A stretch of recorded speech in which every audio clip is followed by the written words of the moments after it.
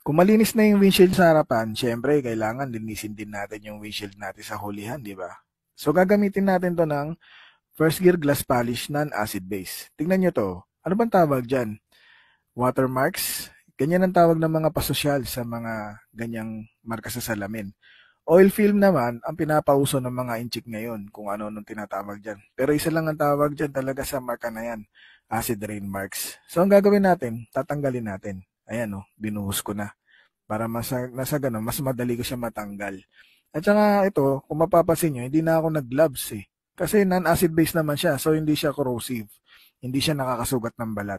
Kahit mag-apply ka sa tirik na araw, walang problema. And then, pupunasan mo lang ito. Ayan, oh. Punas-punas lang. Di ba?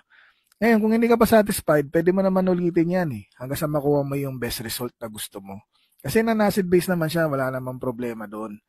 Madali lang siyang gamitin. Hindi siya nakaka-damage. Ipapakita ko sa inyo kung ano nangyari. O ito. Ito yung meron pa. Hindi natin na-applyan. Tatanggalin natin ngayon yung tape.